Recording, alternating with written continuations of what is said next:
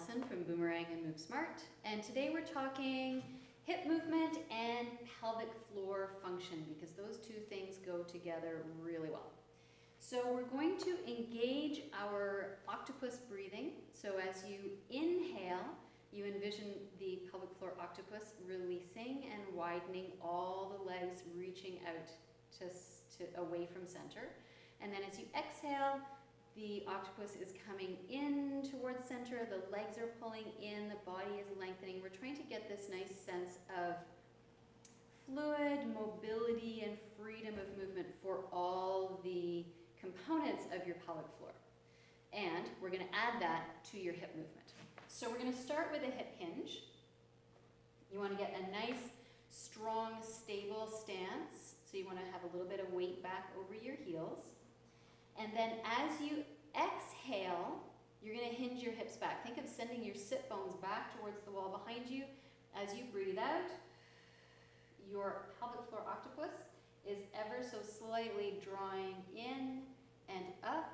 And you're trying to find a working position here. We're not looking for a big passive stretch. You want to keep your spine long.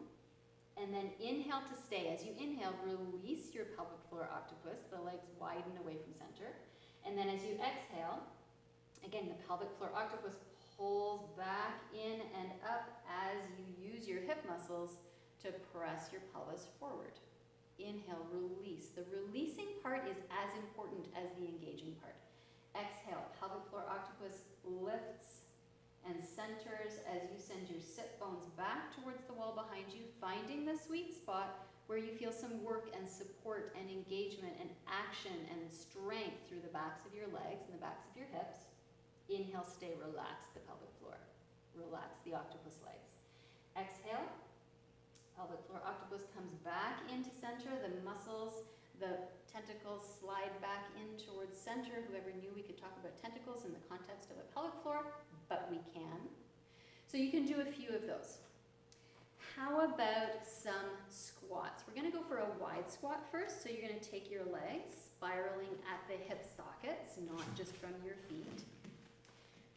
So here's another place. We're looking at how your pelvic floor muscles attach all the way around the entire inside of the basin of your pelvis. So this is a great place to practice this breathing and movement. Inhale. So I'm kind of starting my squat already. So inhale with your legs long and straight. You're active. You're not just kind of collapsing here, but you're going to inhale and allow your pelvic floor to broaden and widen and release. As you exhale and send your knees out towards the side walls, you breathe out and your pelvic floor octopus slides in and up. So you want to think about all 8 legs of the octopus sliding in towards center. Inhale to stay. Let everything open. And exhale. Come on back up. When you're moving in through this squat, you want to think about pulling kind of the backs of your inner thighs together. Exhale, slide down, nice and controlled. Find whatever is your sweet spot. Inhale to stay. Let the pelvic floor widen and open. It's not a flop, it's not a collapse. And then exhale, re-engage to pull back in and up to center, engaging the backs of your legs, but also picturing this lengthening up of your pelvic floor octopus. So that would be a wide squat.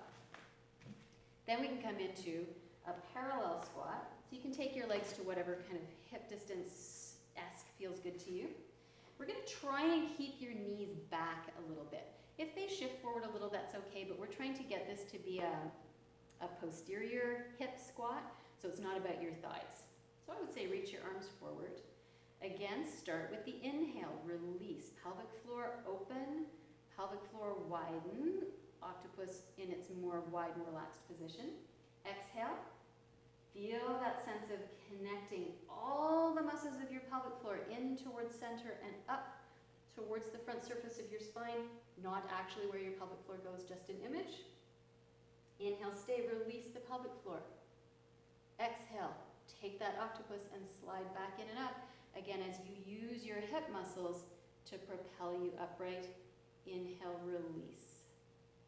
Exhale, start with the breath out. Follow with the octopus, follow that with a hinge at your hips, keeping your knee weight back over your heels, reaching your arms out towards wherever feels good to you. Not trying to bring your chest down for this one. The higher you keep your chest away from your knees, the more movement you're doing through your knees and your hips, the more core work you're having.